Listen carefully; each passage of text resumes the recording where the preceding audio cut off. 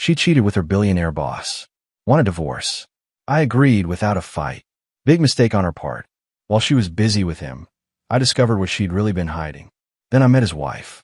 At his party, I told him, "Your wife is remarkable," while he shook with rage. The real game was just beginning. My name is Garrett Chambers. I'm 43 years old, and 3 weeks ago, I discover my wife has been sleeping with her boss for the past 6 months. I didn't confront her immediately. Instead, I did what writers do. I observed. I documented. I planned. The restaurant she chose was one of those places where the lighting costs more than the food. Soft amber glows, white tablecloths, candles and glass hurricanes. Tessa always picked places like this when she had something important to say. Usually something she knew I wouldn't like. "You've been quiet tonight," she said, her fingers dancing around her wine glass without lifting it. She was nervous. That told me everything. "Just thinking," I said, cutting into my steak. "Long day. Garrett, we need to talk." There it was. The sentence that changes everything. I set down my fork and looked at her. Really looked at her. Tessa was 40, still beautiful in that effortless way that made other women study her like a puzzle. But tonight, something was different. Something guilty. "I'm listening," I said. She took a breath. "I've been seeing someone. From work. It's Trevor. Trevor Ashford. Trevor Ashford. Publisher of Ashford House, the literary empire where Tessa worked as senior editor. 47 years old. Married to some museum curator. Worth maybe 200 million. The kind of man who wore success like cologne. I should have felt panic. Anger. That hot rush of adrenaline. Instead, I felt calm. Eerily calm. Because I already knew. I'd known for 3 weeks and 4 days. Ever since I came home early and found her laptop open on the kitchen counter. Messages from T glowing on the screen. "How long?" I asked. "Does it matter?" "Yes." She flinched. 6 months. 6 months of lies. 6 months of kissing me goodbye while thinking of him. 6 months of our kids, Dylan and Sophie, having dinner with a mother who was living a double life. "Are you in love with him?" I asked. Her face did something complicated. "I don't know what I feel anymore. When I'm with him, I feel alive. Like I matter. And with me. With you, I feel like your research assistant. Like the person who pays the bills while you chase your dreams." She paused. "I want a divorce, Garrett." There it was. Nuclear option, deliver between the entree and dessert. "Okay," I said. Her eyes widened. "Okay, that's it. What do you want me to do, Tessa? Beg? You've clearly made up your mind." I signaled for the check. $347 for the meal that ended my marriage. We drove home in silence. When we pulled in the driveway, she turned to me. "I'll stay at my sister's tonight. Probably for the best." After she left, I sat in my study and pulled out my phone. I opened the private folder where I'd been collecting evidence for 3 weeks. Screenshots of messages, credit card statements showing hotel charges, calendar entries that didn't match her supposed work schedule. I'd been preparing for war. I just hadn't known what kind. The law offices of Patterson and Associates occupied the 15th floor of a building in downtown Manhattan. My lawyer, David Patterson, had handled my contracts for years. When I called him the morning after Tessa's confession, he cleared his schedule immediately. "Garrett," he said, sliding a folder across his mahogany desk. "I've drawn up a preliminary assessment. Given that New York is an equitable distribution state and there's no prenup, this could get complicated." I opened the folder. Numbers swam across the page. Our house in Westchester. Savings accounts. My royalties from 3 published novels. Tessa's stock options from Ashford House. 17 years of marriage reduced to spreadsheets. "How vindictive do you want to be?" David asked, steepling his fingers. "I want what's fair," I said, "but I also want to understand who I'm dealing with. Trevor Ashford. What do you know about him?" David pulled up something on his computer. Publisher, philanthropist, married to Catherine Ashford for 21 years. She's the former chief curator at the Museum of Modern Art. Gave up her career when his company went public. He paused. "Word is, Ashford's had affairs before. Multiple. He's careful, but not careful enough. Does his wife know?" "Hard to say. She maintains a very controlled public image. But there are rumors." I leaned back in my chair, thinking, what if I told you I wanted to meet her? David raised an eyebrow. "Catherine Ashford. Just a conversation. 2 people whose spouses are involved. Nothing inappropriate." "Garrett, that's playing with fire." "Maybe. Or maybe it's leveling the playing field. After the meeting, I went home to find Dylan, my 15-year-old son, sitting at the kitchen counter with his laptop. He looked up when I walked in, his expression guarded. "Mom called," he said. His voice was flat. "She wants to have dinner with us this weekend." Talk about the transition. I pour myself coffee. "What did you tell her?" "That I'd think about it." He paused. "Dad, I know what's going on. I'm not stupid." I sat down across from him. "How much do you know?" "Enough. I've heard you and Mom arguing late at night. I've seen the way she acts when her phone rings. And yesterday, I found something on her iPad." He turned his laptop toward me. On the screen was a messaging app one didn't recognize. She didn't log out. I saw messages between her and someone called T. They're not exactly subtle. My chest tightened. "Dylan, I'm sorry you had to see that. Are you guys getting divorced?" "Yes." He nodded slowly. "Good. She doesn't deserve you." His jaw clenched. "Or us." That night, I couldn't sleep. I kept thinking about what David had said. Catherine Ashford, former curator, gave up her career for her husband's success, living in the shadow of a man who collected affairs like other people collected art. I pulled out my phone and opened Instagram. It took me 3 searches to find her account. Private, but with a profile picture that showed a woman with dark hair and intelligent eyes, standing in front of a Rothko painting. Her bio read, "Former curator, current observer, always seeking beauty in unexpected places." I sent a follow request. Then I opened her public Facebook page. Recent posts about art exhibitions. A check-in at a gallery in Chelsea from 2 days ago. A shared article about the importance of preserving cultural institutions. A woman who'd lost herself in someone else's ambition. Just like I'd almost lost myself in Tessa's shadow. My phone buzzed. A notification. Catherine Ashford had accepted my follow request. I smiled. The game had begun. The Chelsea Art Gallery opening was one of those events where people pretended to understand modern art while networking and drinking expensive wine. I'd found it through Catherine Ashford's Instagram.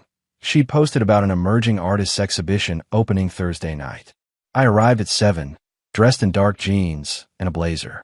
The gallery was all white walls and track lighting, filled with abstract paintings that probably meant something profound to someone. I took a glass of wine from a passing server and scanned the room. Catherine stood in front of a large canvas, her dark hair pulled back, wearing a navy dress that was elegant without trying too hard. She was alone, studying the painting with the kind of focus that suggested she actually cared about the art, not the social performance.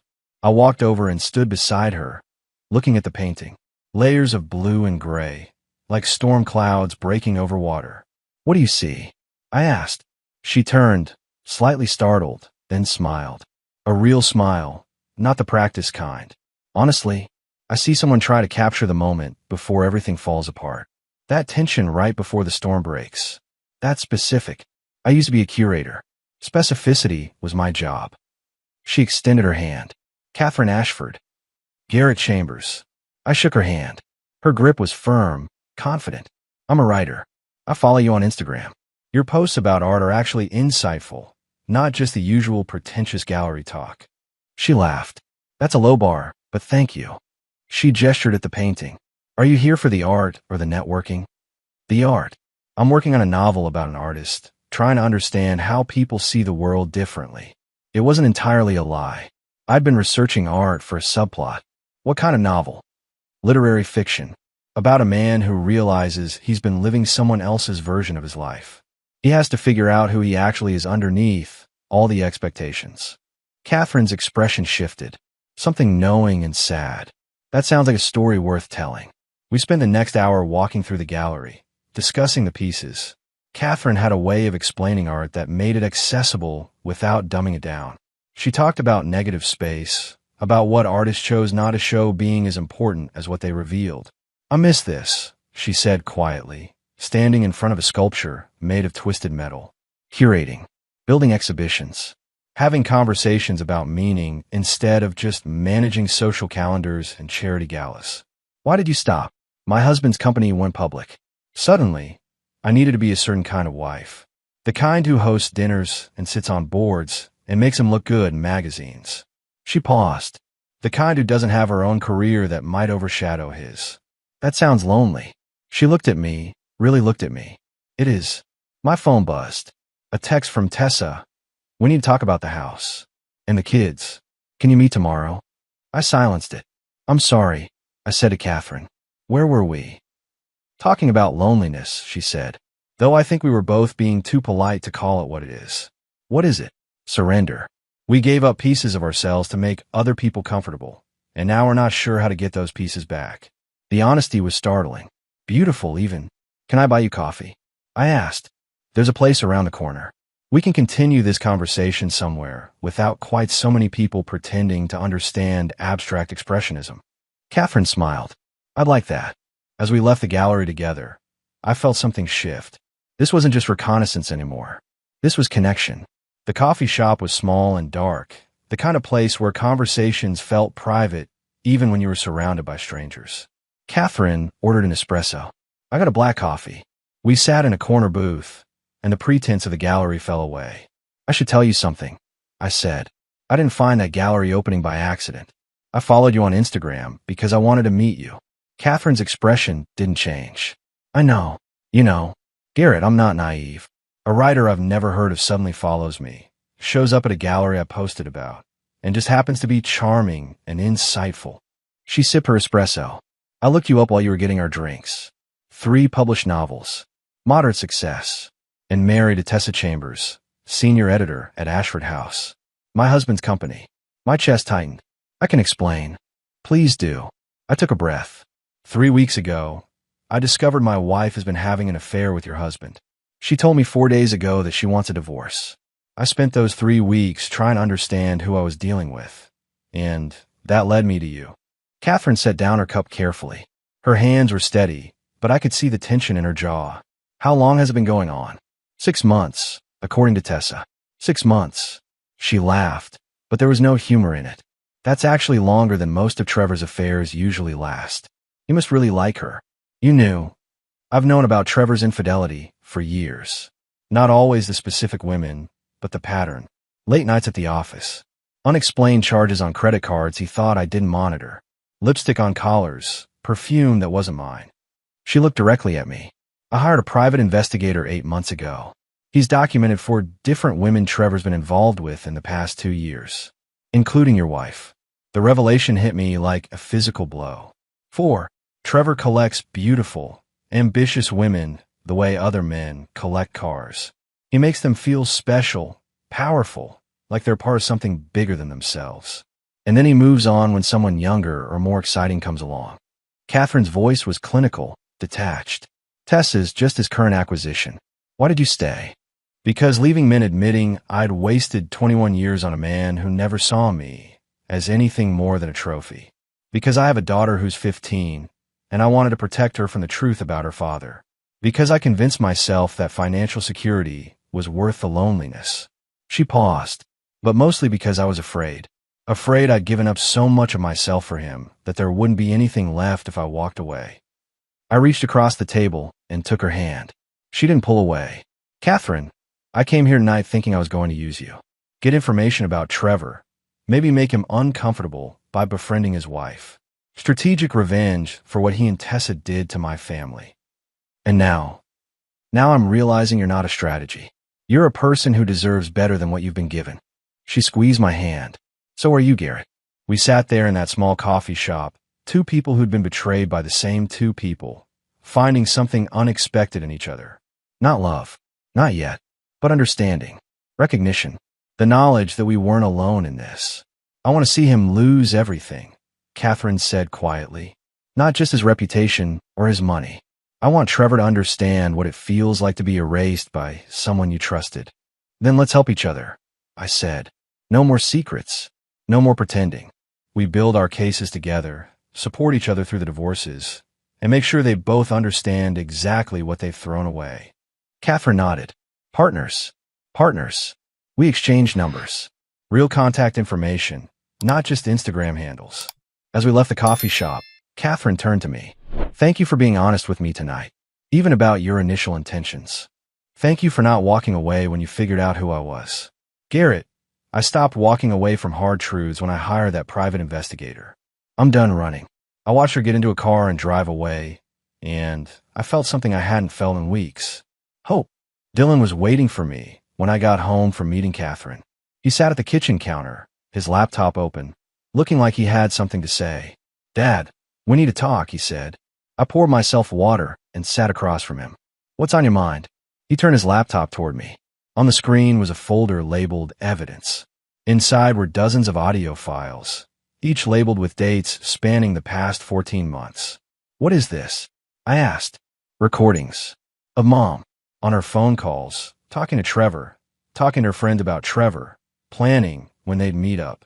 His voice was steady, but I could see the tension in his shoulders. "I started recording about a year ago. I knew something was wrong. The way she'd light up when her phone rang, the way she'd leave rooms to take calls, how she started dressing differently. So I set up an app on her iPad that records when certain keywords are mentioned." My stomach dropped. "Dylan, that's illegal?" "Maybe, but it's also proof. 47 hours of recordings. Mom talking about how Trevor makes her feel alive, how she's planning to leave you once she gets a better settlement, how she's been hiding money in a separate account for 3 years, getting ready. 3 years. She'd been planning this for 3 years. There's more," Dylan continued, his voice harder now. "I found bank statements. Mom's been transferring money from a joint account to a private one. Small amounts, a few hundred here and there, but it adds up. She's moved almost $95,000 over the past 2.5 years. The betrayal kept getting deeper. Why didn't you tell me?" "Because I kept hoping I was wrong, that there was some explanation. But then she came home that night and told you she wanted a divorce, and I realized I'd been protecting her when I should have been protecting you." He closed the laptop. "I'm done protecting her, Dad. She doesn't deserve it." I stood up and walked around the counter, pulling my son into a hug. He was almost as tall as me now, 15 going on 30. "Thank you for telling me this. But Dylan, I don't want you carrying this burden. This is between your mother and me." "No, it's not," Dylan said, pulling back. "She made it about all of us when she decided to blow up our family. Sophie's 8 years old, Dad. She doesn't understand why Mom's not home. She cried herself to sleep last night, asking if it's her fault. That hit me like a punch. Where's Sophie now?" "At Emma's birthday party down the street. I told her you'd pick her up at 7. He paused. "Dad, there's something else. Something I found in Mom's medical records on her insurance portal." "What?" "She had 3 procedures at a women's clinic over the past 6 years. The records call them pregnancy terminations. Mom had 3 abortions and never told you." The room tilted. 3 abortions. 3 pregnancies she'd ended without my knowledge. Were they mine? Trevor's? Someone else's? "Dylan, I'm so sorry you had to see all of this." "I'm not sorry. I'm angry." His jaw clenched. "She lied to us for years, Dad. She stole from us. She ended pregnancies without telling you. She doesn't get to play victim now." My phone buzzed. A text from Tessa. "Can we talk about custody arrangements? I want the kids on weekends." I showed Dylan the message. "What do you think?" "I think she can go to hell," he said flatly. "I'm not spending weekends watching her play house with Trevor. Neither is Sophie. You know I can't keep you from her. The court will mandate visitation. I'm 15. Courts listen to teenagers about custody preferences. And Sophie won't go anywhere without me." He looked at me directly. "We're staying with you, Dad. Both of us. Mom made her choice. We're making ours." Later that evening, I called Catherine. She answered on the second ring. "Garrett." Her voice was warm. "I need to tell you something. My son has been recording Tessa's phone conversations for over a year. He has 47 hours of evidence, including discussions about her affair with Trevor, plans to maximize her divorce settlement, and proof that she's been hiding money." Silence. Then, "That's significant evidence. There's more. Medical records show she had 3 abortions during our marriage without my knowledge." Catherine's breath caught. "Garrett, I'm so sorry. The question is, what do we do with all this information? I don't want to weaponize my son's pain, but I also can't let Tessa and Trevor walk away from this without consequences. My private investigator has evidence of Trevor's affairs going back 5 years. Financial records showing he's been using company funds to pay for hotels, gifts, travel for his mistresses. That's embezzlement." Catherine paused. "If we coordinate our evidence, if we build cases together, we can make sure they both face real consequences. Not just a divorce court, potentially criminal charges for Trevor. You're talking about destroying his company. I'm talking about justice. Trevor's board of directors includes my father and 2 of his business partners. If they knew he was embezzling company funds for personal affairs, they'd remove him immediately. The shareholders would demand it. I thought about Dylan, about Sophie crying herself to sleep, about 3 years of systematic deception, about pregnancies ended in secret. Let's do it, I said. Let's show them both what consequences actually look like. Partners, Catherine said. Partners. The mediation session was scheduled for Tuesday morning. I sat across from Tessa and her lawyer, Patricia Winters, in a conference room that smelled like expensive furniture polish and broken dreams. Thank you for coming. The mediator, Susan Reynolds, began. Today we'll discuss initial custody arrangements and temporary financial support. Patricia opened a folder. My client is requesting primary physical custody of both children, with Mr. Chambers receiving standard visitation. Additionally, she's requesting temporary spousal support of $8,000 monthly and continued residence in the marital home. I didn't react. David Patterson, my attorney, had prepared me for this. Mr. Chambers? Susan asked. I'm requesting primary physical custody, I said, looking directly at Tessa. Both children have expressed their preference to live with me. Dylan is 15, old enough for his opinion to carry significant weight. Sophie is 8 and doesn't want to be separated from her brother. Tessa's face flushed.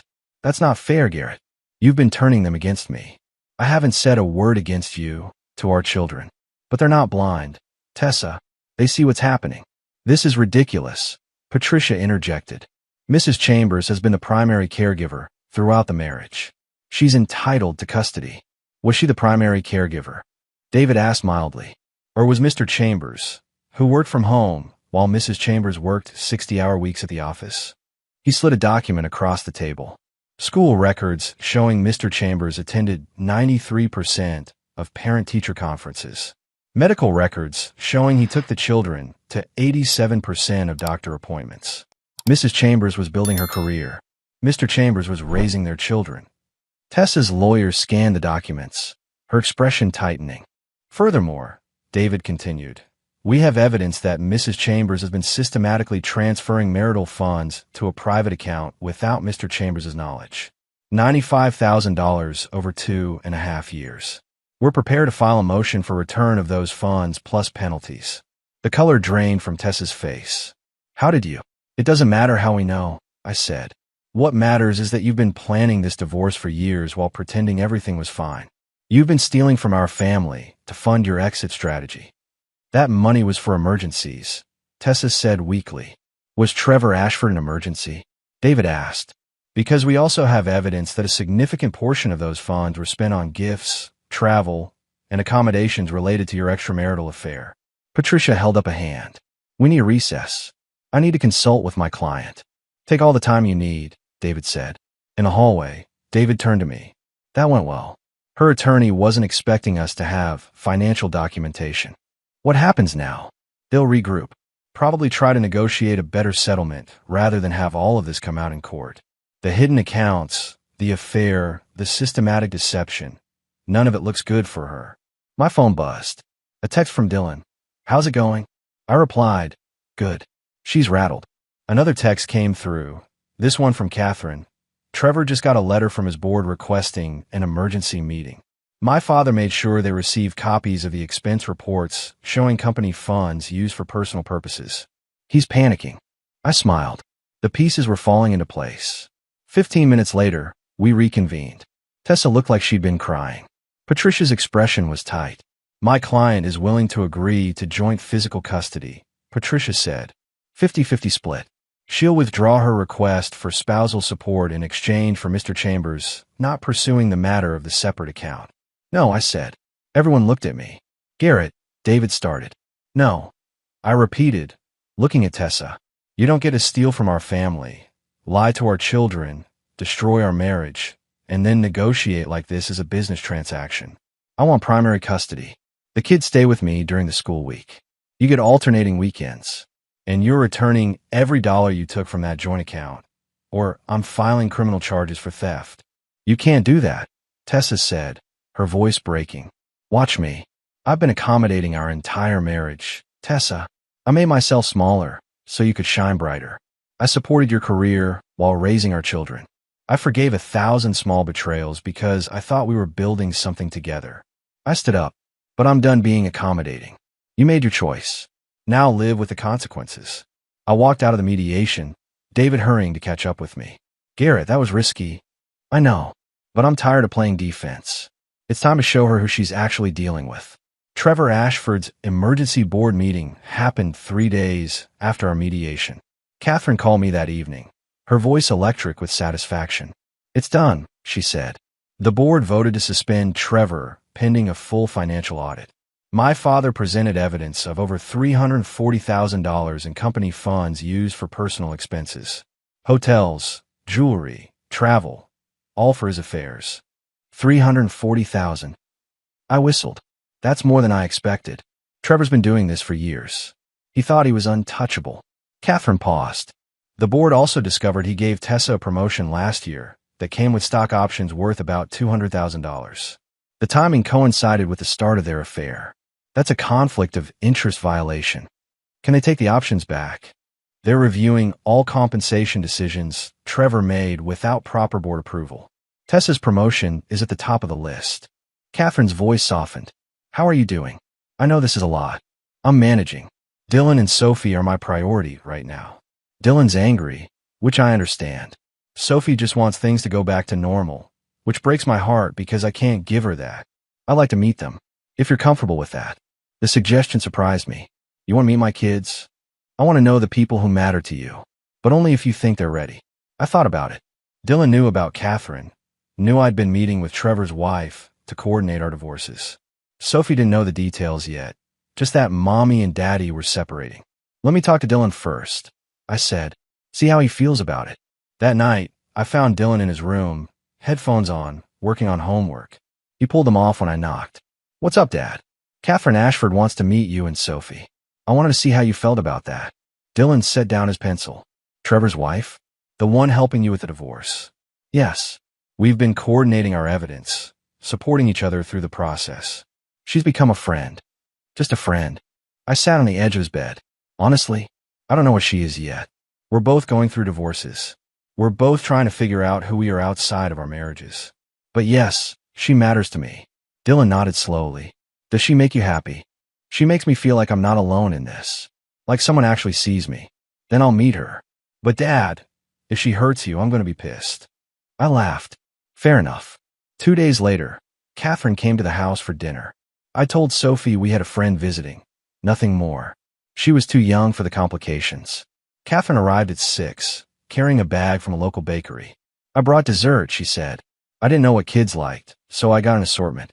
Dylan came down the stairs, sizing Catherine up with the intensity of a teenager protecting his father. She met his gaze directly. Dylan, she said, extending her hand. I've heard a lot about you. Your dad says you're the smart one. He talks about me.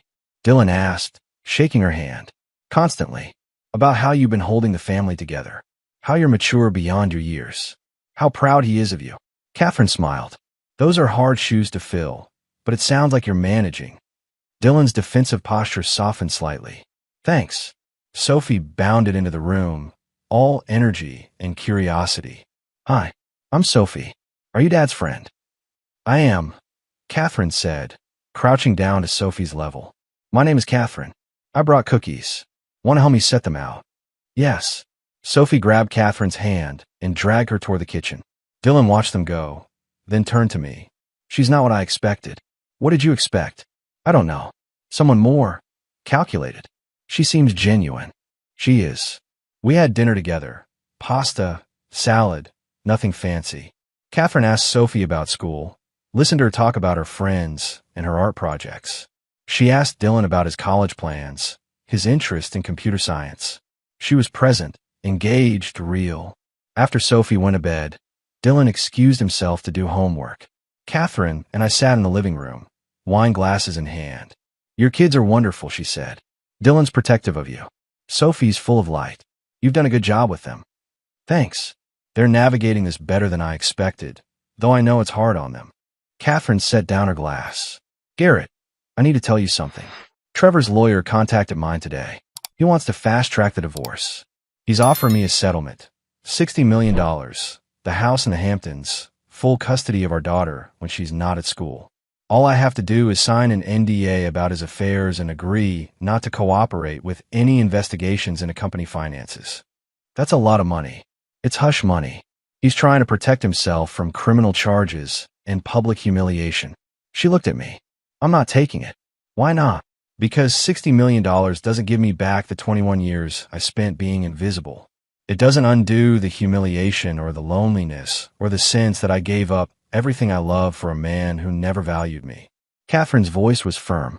I want justice, Garrett. Real justice. I want Trevor to face consequences. And I want Tessa to understand that destroying families has a cost. I reached over and took her hand. Then let's make sure they both pay it. The literary gala was one of those events where New York's publishing elite gathered to celebrate themselves. Ashford House was hosting, launching 3 major books simultaneously. Trevor would be there. Tessa would be there. And Catherine had 2 invitations. Are you sure about this? I asked Catherine as we stood outside the venue, a converted warehouse in Soho with industrial lighting and exposed brick.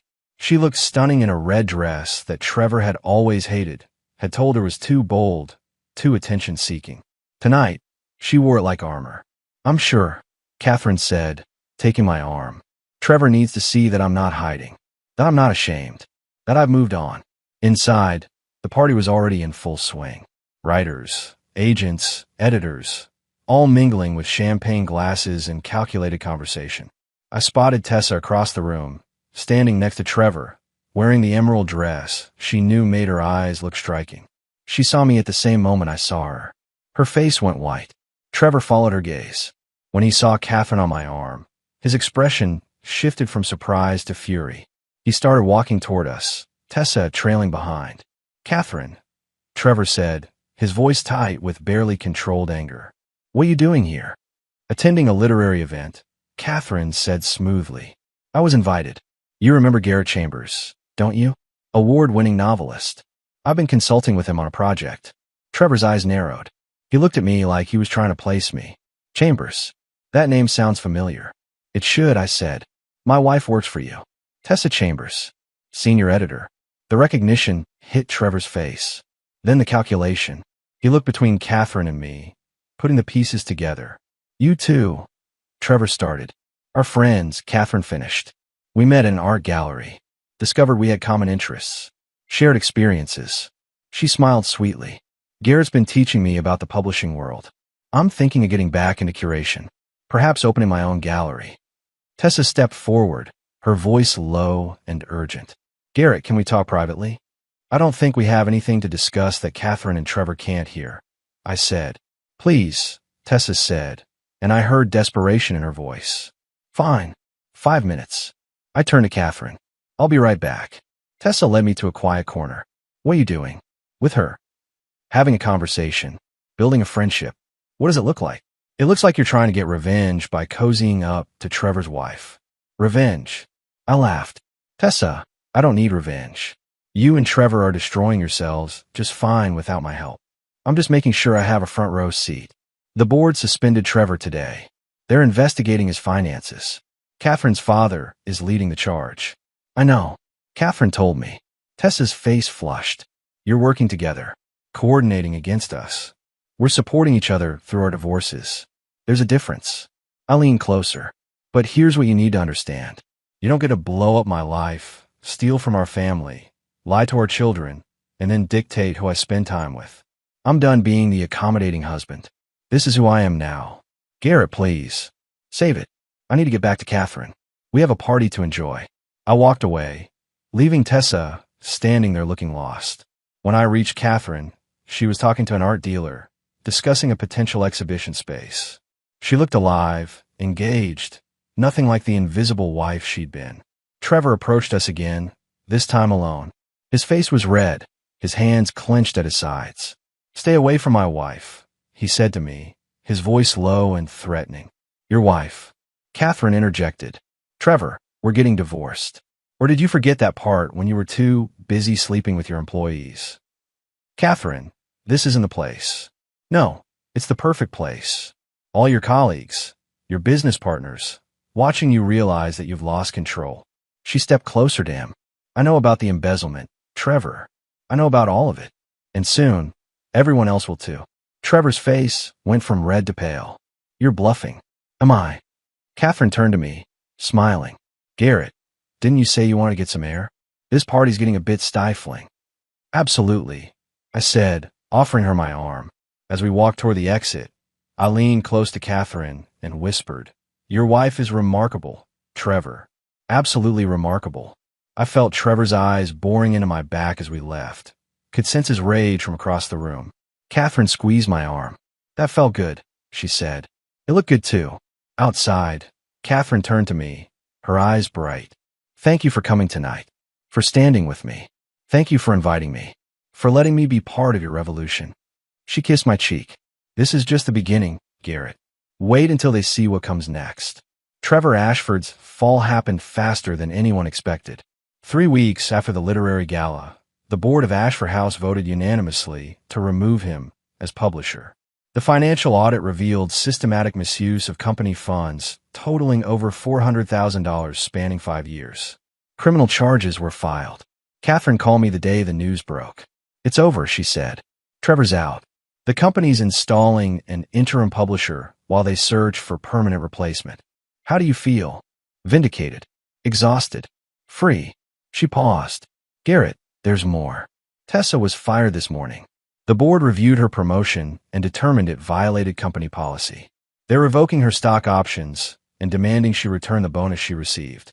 I thought about Tessa, about the woman who'd traded our marriage for power and status, now losing both. I should feel something. Satisfaction, maybe, but I just feel empty. That's because you're a good person. You don't take pleasure in others' pain, even when they deserve it. The divorce was finalized 2 weeks later. I got primary custody of Dylan and Sophie. Tessa got alternating weekends. The hidden money was returned, plus penalties. The house would be sold, proceeds split evenly. My royalties remain mine.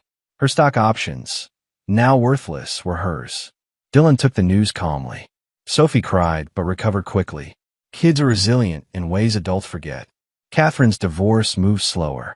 Trevor contested everything, hired expensive lawyers, tried to drag it out. But the evidence was overwhelming. The affairs, the embezzlement, the systematic deception. In the end, he settled. Catherine got $80 million, the Hamptons house, and full custody of their daughter. What will you do now? I asked her over dinner at her place, 3 months after Trevor's firing. I'm opening a gallery, Catherine said, her eyes bright. Contemporary art, emerging artists. I've already found a space in Chelsea. I start renovations next month. That's incredible. What about you? Any new projects? I'm writing again. Actually writing, not just going through the motions. A novel about second chances and finding yourself after everything falls apart. Catherine smiled. Art imitating life? Something like that. She reached across the table and took my hand. Garrett, I want to be clear about something. I care about you. These past months, you've been more than a partner in revenge. You've been a friend, someone who sees me. I care about you too, Catherine, more than I expected to. But we're both still healing, still figuring out who we are outside of our marriages. I don't want to rush into something and mess it up. I agree completely. So let's take our time. Build something real instead of something reactionary. I'd like that. 6 months later, Catherine's gallery opened to critical acclaim. I was there, along with Dylan and Sophie.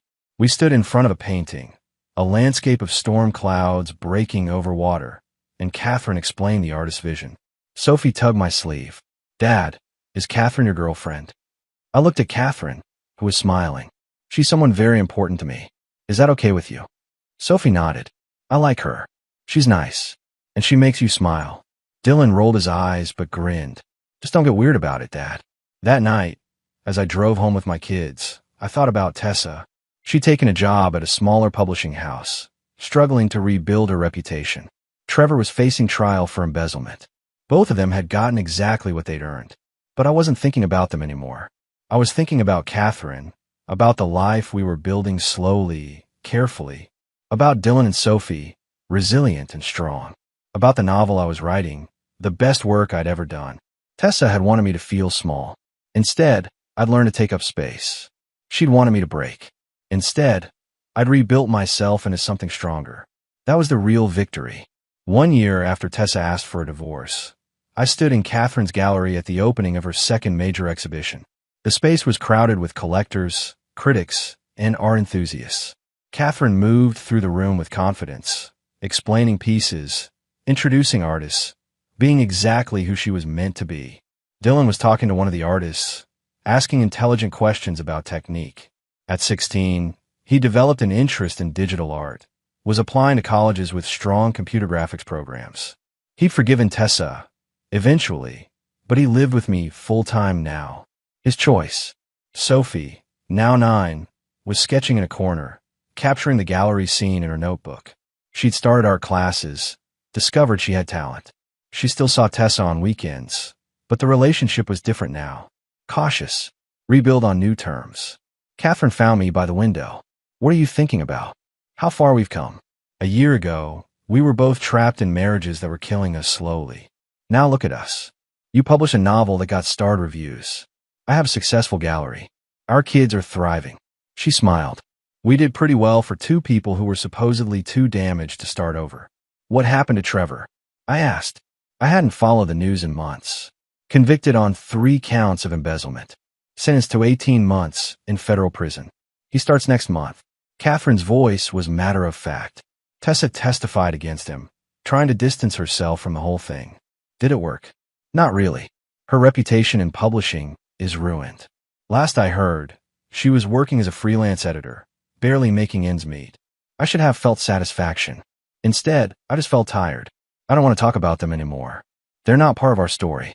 No, they're not. Catherine took my hand. Garrett, I want to ask you something.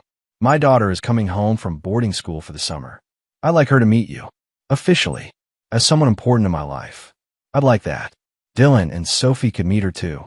Maybe we could all have dinner together. A blended family dinner. That's terrifying. Everything worth doing is terrifying. Catherine laughed. When did you become so wise? Around the time I stopped letting other people define my worth. As the evening wound down, Catherine and I stood on the gallery steps, watching people leave. The night was warm, the city alive around us. Thank you, Catherine said. For what? For seeing me when I was invisible. For standing with me when I decided to fight back. For being patient while I figured out who I was again. Thank you for the same things. She kissed me, soft and real. Not desperate or reactionary. Just honest. I love you, Garrett Chambers. I'm not sure when it happened, but I do. I love you too, Catherine Ashford. We stood there, two people who'd been destroyed and rebuilt themselves, who'd found each other in the wreckage and built something beautiful from the broken pieces. Dylan and Sophie came out of the gallery, ready to go home. Catherine's assistant was locking up behind them. Ready? I asked my kids. Yeah, Dylan said. But can Catherine come to dinner tomorrow? I want to show her the animation project I've been working on. I'd love to, Catherine said. As we walked to our cars, Sophie slipped her hand into Catherine's. Will you teach me about art? Like you teach other people. Absolutely. We'll start this weekend if you want. I watched them together, my daughter and this woman I loved, and felt something I hadn't felt in years. Complete peace. Tessa had destroyed our marriage, trying to find herself in someone else's power. But I'd found myself in the aftermath. Found strength, purpose, love. The best revenge wasn't destroying her. It was building something better than what we'd had. And I had.